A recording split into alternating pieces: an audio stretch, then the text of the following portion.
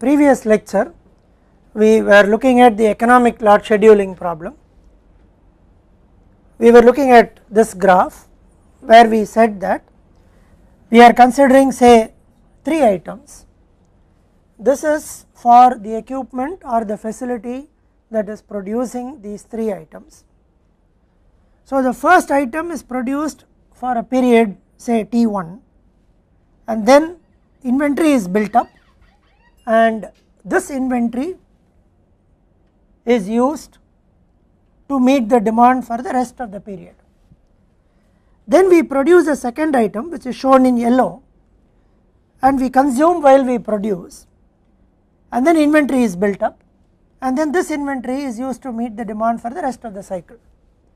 Then we produce the third item which is shown in blue up to a certain point. It is not necessary that these peaks have to be the same, these are only indicative. So, we produce this third item, then stop production, consume this inventory. Then we come back to the first item. Now, this is called the cycle. This cycle is capital T and in the economic lot scheduling problem we assume that the cycle is the same for all the 3 items. Then we wrote an expression for the total cost which runs like this. So, total cost is the sum of the costs associated with all the 3 items, in general n items. For each item there is an ordering cost and there is a setup cost and there is a carrying cost. As mentioned earlier, setup cost is the equivalent of ordering cost. Ordering cost is when we buy the item from outside and order, while setup cost is incurred when we produce. Now, we also realize that in this figure I have given a small gap between the ending of production of this item and the beginning of production of the next item, and this small gap, that much amount of time is used in the changeover or the setup to make this item, and there is a cost associated with that setup which is our setup cost. So, if we take a particular item, the number of times we would make that item is d by q. So, the usual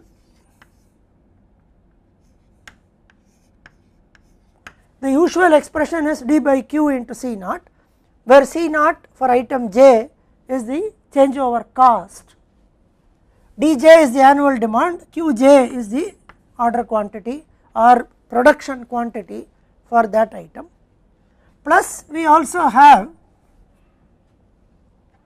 we have already derived qj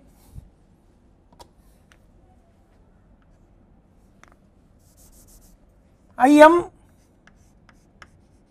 for item j by 2 into Cc of j. Now, we also know that this Im is equal to q into 1 minus p by d. So, this is written as plus qj into 1 minus pj by dj into ccj divided by 2. Now, one important assumption in the economic lot sizing problem is that the cycle times t match. So, the cycle time for the second item would also be the same t and the cycle time for the third item would also be, let us say it goes to somewhere here, would also be the same t. So, since the cycle times are the same, the production quantity qj for item j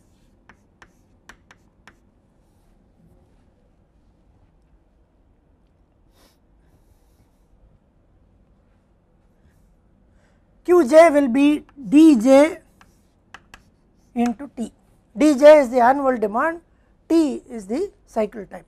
So, in a cycle time of t, say t years, if dj is the annual demand, the production quantity is qj is dj into t. Another way of deriving is that the number of times we place an order is d by q, which is equal to 1 by t, and therefore q is equal to dj into t. So, we go back and substitute here to get Tc is equal to C naught j into t plus Q is dj into T, the dj and dj gets cancelled. C naught j divided by T, which is here, plus this Cc is written as ICj, Qj is djt into 1 minus Pj by dj divided by 2. So, this is the cost for a particular item under the assumption that the cycle time is T, which is the variable that we want to find out. Now, total cost will be for all the items. So, we sum it up and say sigma C naught j by T, because we assume that this T is going to be the same for all the items, by T, plus sigma I T by 2 into Cj dj into 1 minus Pj by dj. So, IT by 2 into Cj dj into 1 minus Pj by dj. Now, this is the function that we want to minimize and find out T that is common for all the items. Now, in addition, this is where we actually stopped in the previous lecture. In addition, we also have a constraint. Constraint is like this. If I take the beginning of this, let us call this item 1. If we take the beginning of the first cycle of item 1 and the beginning of the second cycle of item 1, the time duration is capital T, which is the same as beginning of item 2 in the first cycle and item second cycle for item 2. Now, in between this time T, what we have to do is we have to produce this item plus this item plus this item, plus we have to account for the changeover from white to yellow, which is item 1 to item 2, and from yellow to blue, which is item 2 to item 3, and blue to white, which is item 1 from item 3. So, within this time period capital T, we need to have the production of the 3 items made as well as the setup time for all the 3 items to be accommodated. So, let us call Kj as the setup time to make item j. Now, this is the setup time required to make the yellow item, this is the setup time required to make the blue item, and somewhere here this is the setup time that is required to make, this is the setup time to make the yellow item, this is the setup time to make the blue item, this is the setup time to make the white item. Note that these three times need not be the same. And secondly, right now we assume that this setup time is time required to make this item and does not depend on the other item. For example, if we move from white to yellow, or if we have another situation where we move from blue to yellow, the time taken to set up for the yellow item, which is item number 2, will be the same. So, let us call Kj as the setup time to produce or to set up for the production of item j. So, Kj is the setup time. Now, what is the production time for this item? The time we produce is T is the cycle time here. So, we produce up to a certain period, which is if Pj is the production rate of this cycle. So, Pj into some T1 is what we produce in this cycle.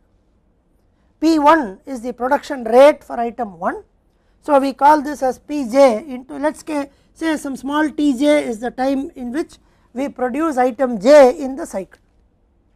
Now, this should be equal to the demand of the entire cycle, because with what we produce and consume here, we produce Pj Tj, we also consume the demand during this period, build up this inventory, and this inventory is used to meet till the next cycle begins.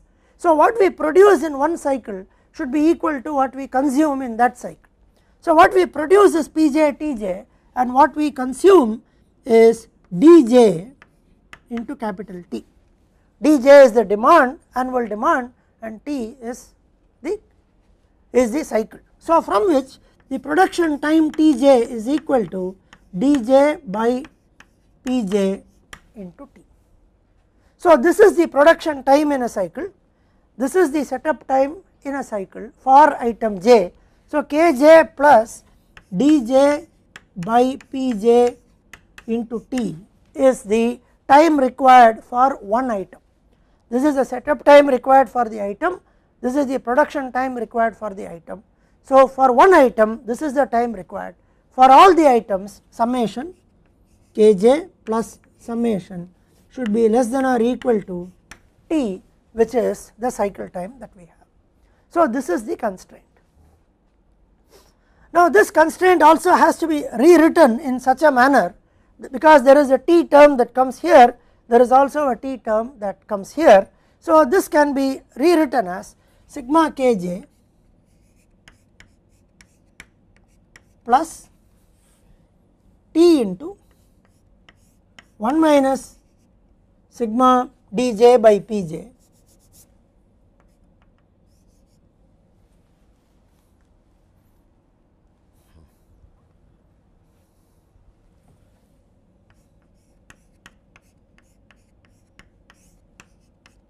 should be less than or equal to 0, or in other words this is written as sigma Kj, I am sorry,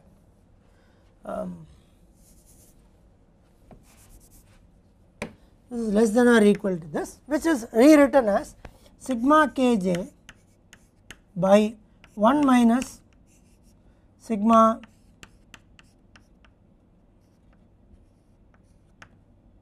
dj by Pj is less than or equal to T. So, this is how the constraint, this is the objective function and this is how the constraint is written, this is the constraint.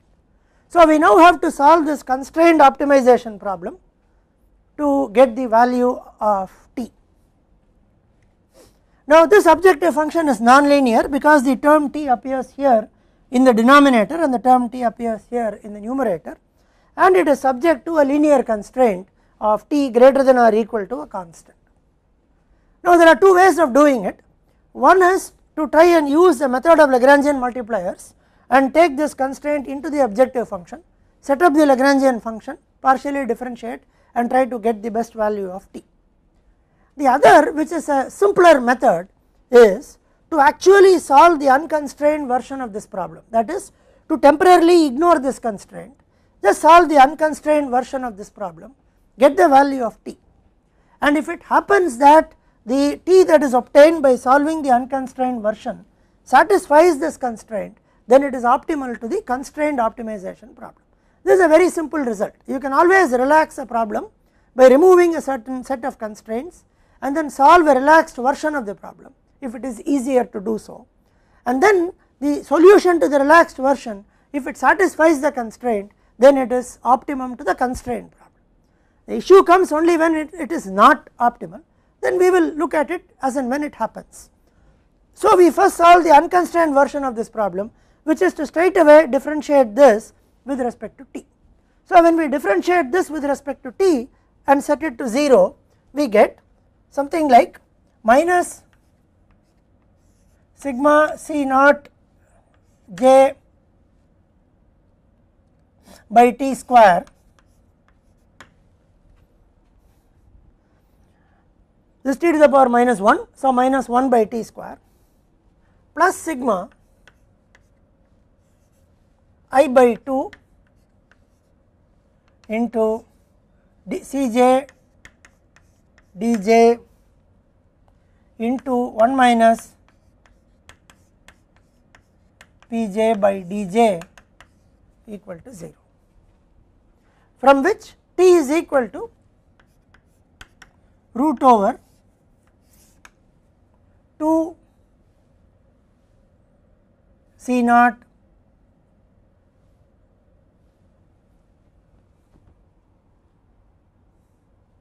root over I by 2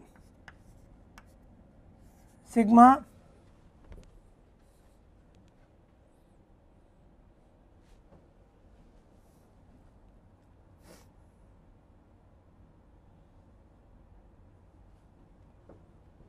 T square equal to 0, from which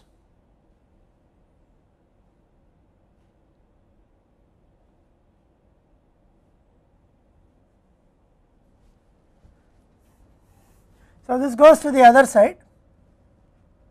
So we will have, let me just write it down. So this would give us sigma C naught j by T square is equal to sigma I by 2 into Cj dj into 1 minus dj by pj, sorry, this should be dj by pj,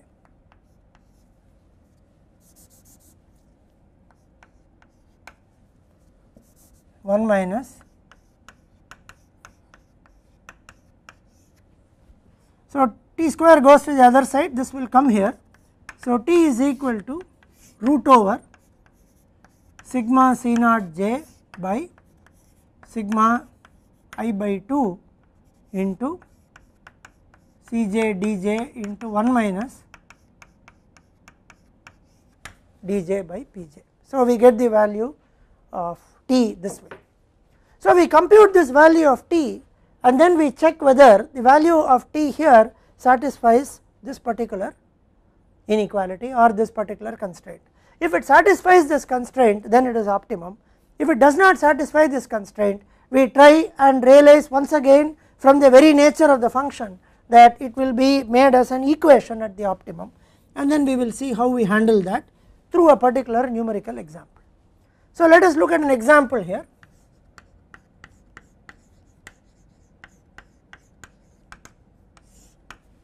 Now let us look at this example where we consider 3 items. So let us consider C naught equal to 1000, D1 is 3000, D2 is 5000, D3 is 20,000. Let us say I equal to 20%, C1 is equal to 100, C2 is equal to 200, C3 is equal to 400, P1 10,000, P2 20,000 and P3 50,000. So we also observe that D by P is less than 1. So 3000 and 10,000, 5 and 20 and 20 and 50. So we would get T is equal, first we need to find out this portion for each one of them and then we sum it up for each one of the items and then we can get T. Now suppose we call this as some H1 for the first item. So H1 is equal to sigma I by 2 into C1 D1 into 1 minus D1 by P1, which is 0.2 divided by 2, which is 0.1 into C1 into D1 is 3000 into 100 into 1 minus D1 by P1. D1 by P1 is 0.3, so 1 minus D1 by P1 is 0.7, which on computation would give us, this is 3000 into 0.1 is 300, 100 into 0.7 is 70, so 300 into 70 will give us 21,000. Similarly, we can calculate H2, which will be 0.2 divided by 2, which is 0.1 into C2 D2, which is 5000 into 200 into 1 minus D2 by P2, which is 0.75. So we can calculate that and H2 becomes 75,000. H3 is equal to 480,000. So we have computed H1, H2 and H3. So H3 is 480,000. Now we have to substitute all this here to get the value of t. Now t is equal to root of sigma C naught j by sigma h j. Now this is equal to root of C naught is the setup cost per item.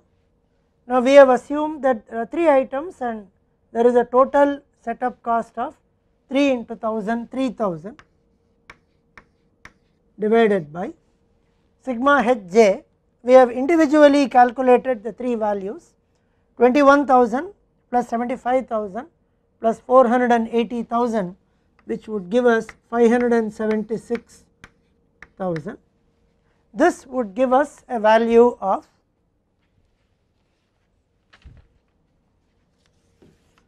0.0721 years. Now we compute that the cycle time is 0.0721 years.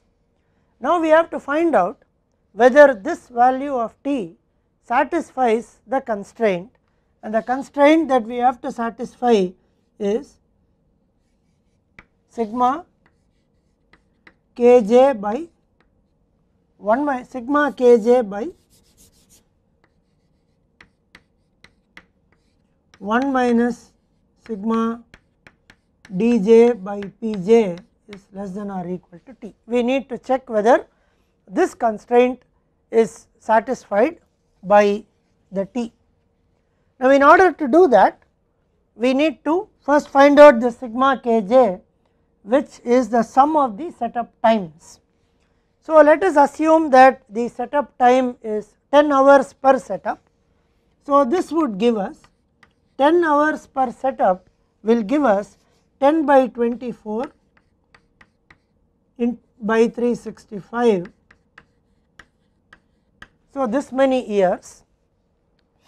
This on calculation would give us 0.00114. So 0.3 into 0.00114 divided by, the 3 comes because of 3 items. Each item has a setup time of 10 hours. So 3 into 0.00114 divided by 1 minus sigma dj by pj, which is 1 minus d1 by p1 is 0.3 minus d2 by p2 is 0.4 and d3 by 0.25 minus 0.4. So 1 minus 0.95 is 0.05 and this would give us 0.0685 years.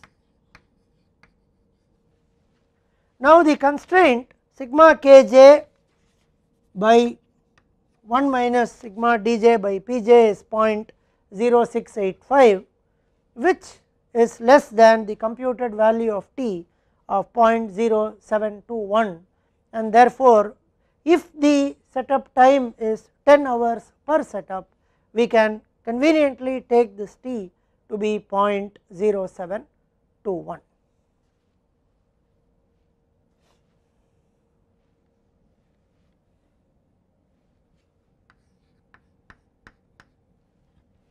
Now for this t equal to 0.0721, we can now calculate q1 is equal to d1 into t, q2 equal to d2 into t, q3 is equal to d3 into t.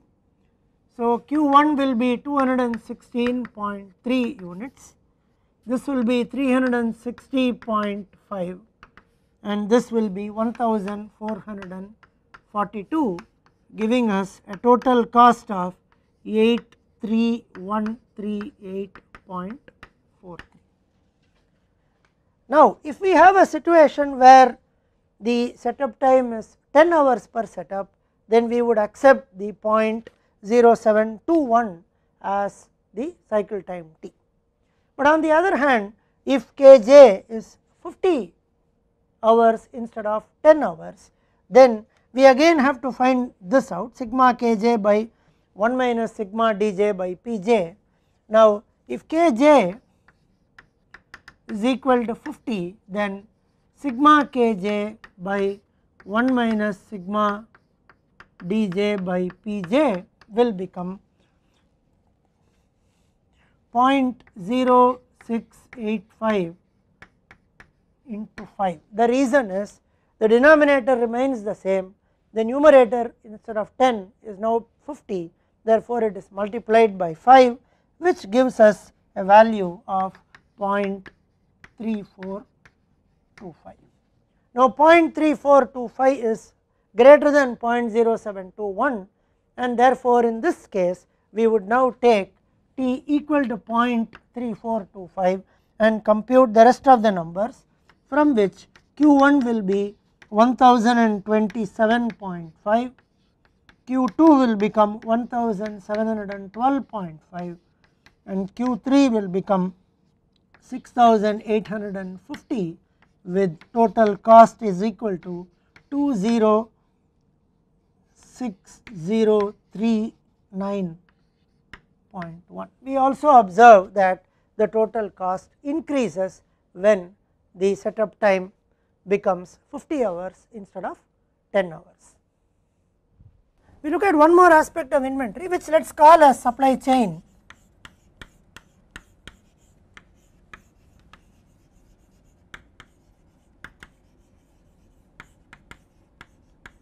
We call it supply chain inventory. Now, the very basic inventory model where we had this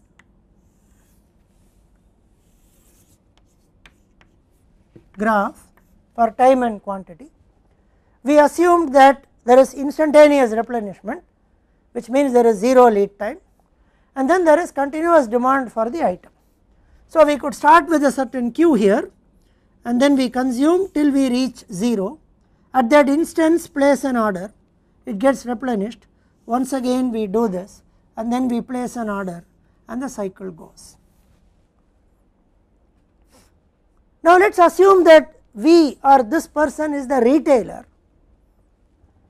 There is a demand, there is a continuous demand. So, someone is going to pick up demand every moment. So, this will be the inventory position for the retailer. So, the inventory will begin at Q, it will be consumed at the rate of D to 0. The retailer places an order, gets items instantly, it shoots up to Q, once again it is consumed. Now, let us look at the other aspect. Who does the retailer place the order, and how does the retailer get it? So, the first assumption is there is instantaneous replenishment. Now, let us assume that the retailer places an order with either a distributor or a manufacturer. So, let us call a distributor, and let us try and plot the inventory position for the distributor.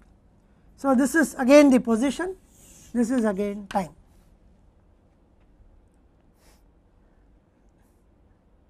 Now, let us assume that the distributor has a certain amount of stock, which is here, and for the sake of our argument we assume that there is only one distributor who has a warehouse, let us say. So, one distributor, and this distributor has a certain stock. So, the stock for that person is somewhere here, it keeps flat like this. So, the stock is going to come down only when there is a demand from the retailer. So, this person has a stock right here, at this point there is a demand for Q from the retailer. So, this person is going to supply the Q, let us say person supplies Q here. Now, the retailer gets this Q and then starts consuming somewhere here. Now, as far as this person is concerned, there is no other order. So, the stock will remain the same up to this point. Once again this person is going to make an order. So, this person is going to replenish a Q and so on. Note that these two are not to scale, this is Q, same Q is shown here as Q. So, they are not to scale, but essentially this quantity Q becomes this quantity in the other graph.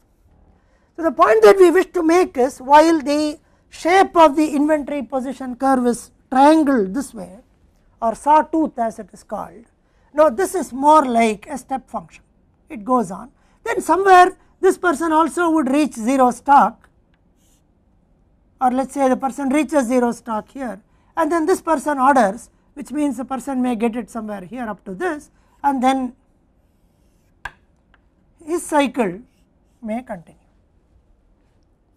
Now, if we start looking at inventory planning of this person, let us say this person is not a manufacturer, whereas this person is a warehouse or a distributor, then this person has to place an order to the manufacturer and to get it.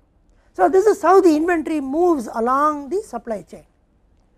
Now, modeling this person is reasonably easy because the order cost is D by Q into C naught, carrying cost is Q by 2 into Cc. Now, the Q by 2 into Cc comes because of the nature of this thing, which is a triangle. So, we could get total inventory divided by and so on. Now, the moment we get into this, we cannot apply the same economic order quantity formula for this person. The reason being the inventory curve is not the sawtooth curve, it is a different kind of a curve. So, the inventory average inventory calculation will be very different here, and therefore, we will not be able to apply the same economic order quantity formula here for this person. Now, how do we handle such a situation? Now, to handle such a situation, an important term called echelon inventory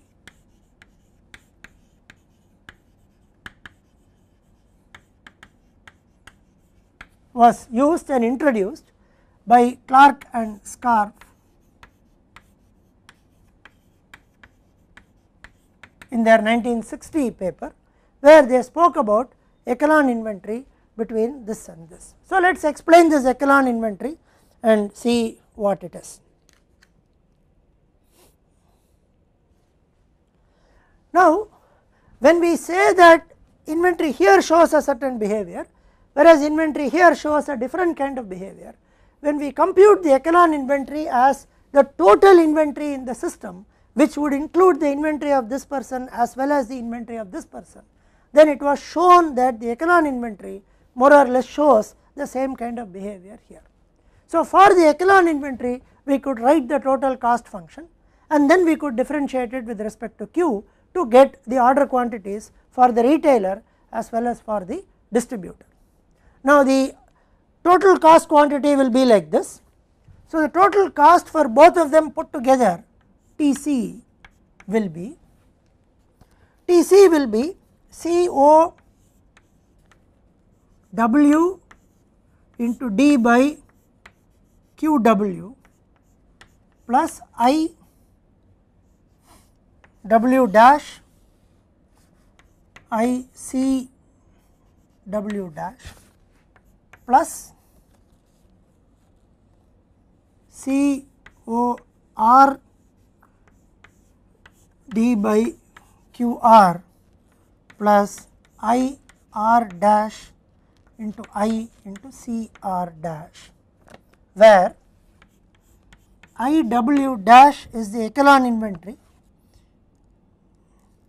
given by N Q R dash by 2 and I R dash is equal to Q R by 2. Now, I have written a fairly complicated expression here, but it is quite easy to explain each of these. Now, what we are assuming is that we call this person as R, which is the retailer, and we call this person as W, which could represent a warehouse or a distributor.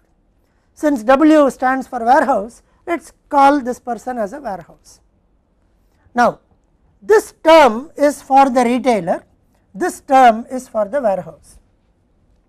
Now, let us look at only this term, which is the retailer term.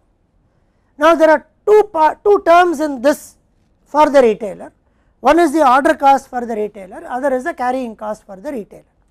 So, the retailer's order cost is COR per order, D by Q into C naught is the standard thing that we know, which represents the annual ordering cost.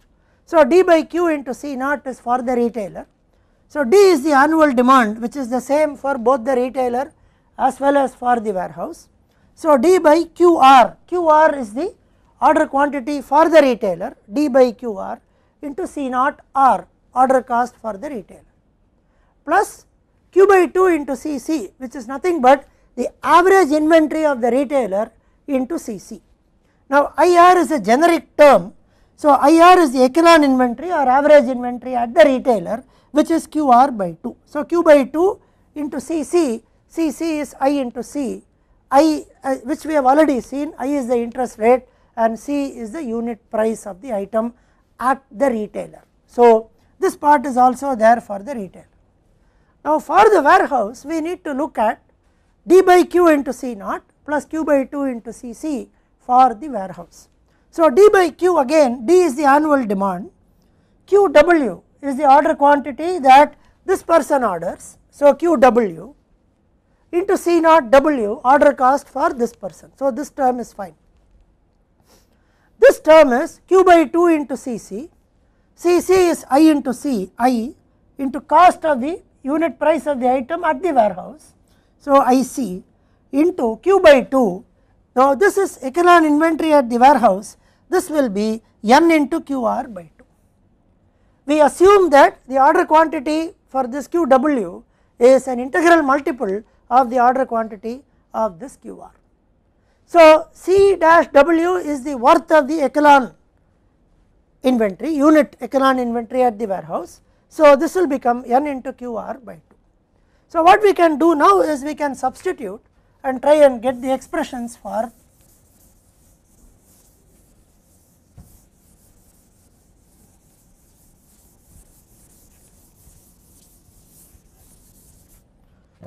so now we can substitute here to get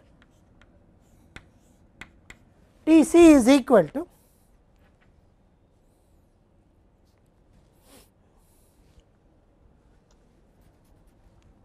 C naught W D. Now QW is equal to NQR by NQR plus C naught R D by QR plus IW dash is NQR by 2, NQR by 2 ICW dash plus QR by 2 ICR dash. So now differentiating with respect to QR, which is the variable here, so we get, and setting it to 0, minus C0 WD by N QR square minus CORD by QR square plus NI CW dash by 2 plus ICR dash by 2 equal to 0, from which QR will be equal to root over 2 times D into D is common, this 2 is also common, so 2 times D into C0 W by N plus C0 R divided by I into NCW dash plus CR dash. So 2D NCW dash plus CR dash is the economic order quantity for QR. So if we know all these values, ordering cost at the warehouse, ordering cost at the retailer, annual demand, unit price at the warehouse for the echelon inventory and unit price at the retailer for the inventory, I, we can calculate it. The only variable that we do not know is N. Now there are more involved ways of computing this N, but the best and the easiest thing to do is to substitute N is equal to 1, get QR. Because N is equal to 1, the total expression is somewhere here, this is the total expression, substitute for N equal to 1, get QR, for N equal to 1, substitute here. Do for N equal to 2, get QR again, substitute here, and somewhere you will see the minimum that is happening and accept it. So we will take a numerical example to explain this.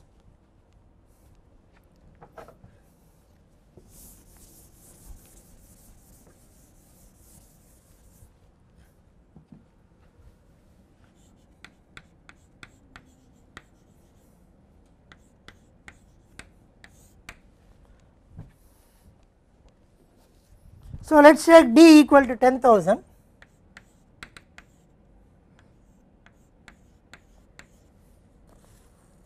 C naught W is at the warehouse the order cost is 200, at the retailer the order cost is 300, rate of return is 20% for both of them, and we assume that the cost of the unit price of the warehouse is 7 and the unit price at the retailer is 20. So, now this would give us the echelon inventory's cost is 7 and CR is at the retailer, which also absorbs the 7. So, you get CR dash, the effective value at the retailer is 13. Additional unit price at the retailer is 13, which is what we will substitute here. So, now on substitution we would get, we know this value of Q. So, we use n equal to 1 to get, for n equal to 1, Q is equal to root of 20,000 into C0 W by n plus this, so 500. This is 200 divided by 1 plus 300 is 500 plus 0.2 into CW dash plus CR dash, which is 20. So, this gives us a Q value of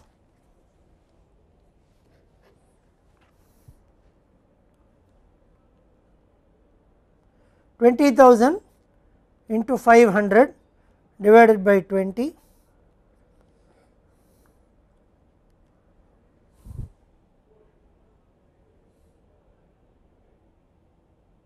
one 1581.14.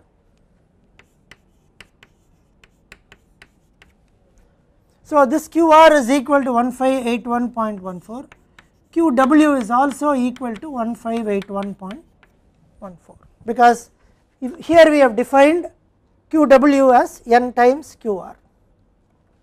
So, now for this the total cost will be, we will have to go back and substitute here for the total cost. So, this is D by QR is the same. So, D by QR is 10,000 divided by 1581.14 into C0 W by 1 plus COR, which is 500, plus QR by 2 into I, QR by 2 into I, n into CW dash plus CR dash. So, QR by 2 1581.14 in by 2 into 0.2 into CW dash plus CR dash, which is 20. So, this would give us 10,000 divided by 1581.4 into 500, 3161.75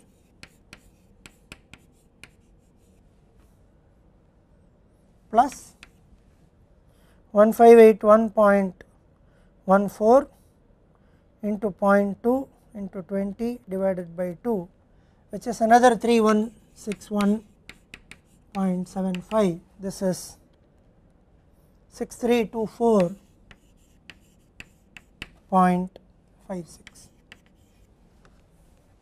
Now, we could look at n equal to 2 to get QR is equal to root over 20,000, which is 2 into D, C0 W by 2. So, which is 100 plus 300, 400 divided by n into CW dash plus CR dash.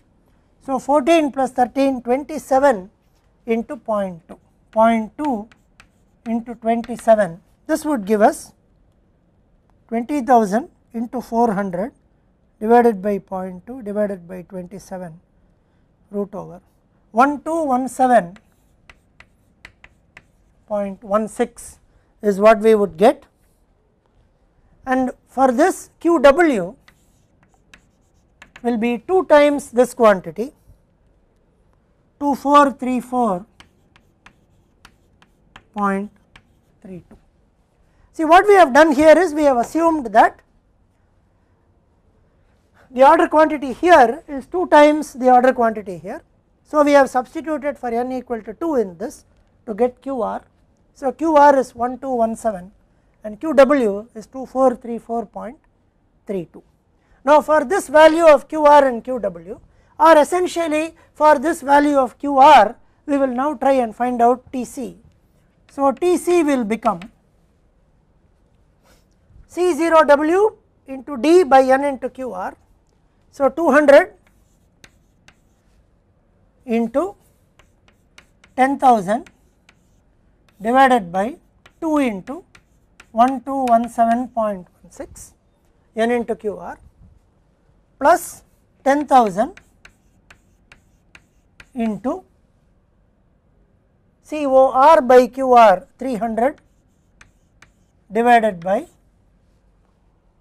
1217.16 plus NQR into ICW dash by 2. So, 2 by 2 into 1217.16 NQR I QR into 0.2 into CW dash, which is 7, plus QR by 2 into ICR dash 1217.16 by 2 into 0.2 into 13. So, we have 4 terms here. So, let me quickly calculate all these 4 terms. So, 200 into 10,000 divided by 2 divided by 1217.16, this is 821.58 plus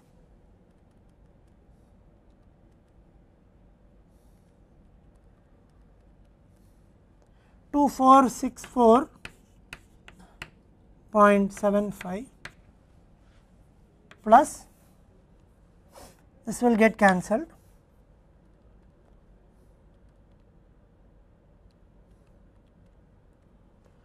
1704.024 plus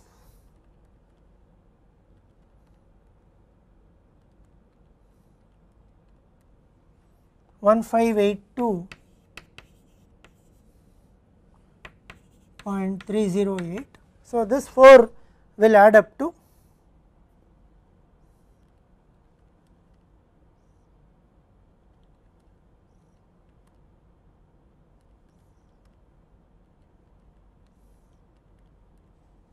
6572.76.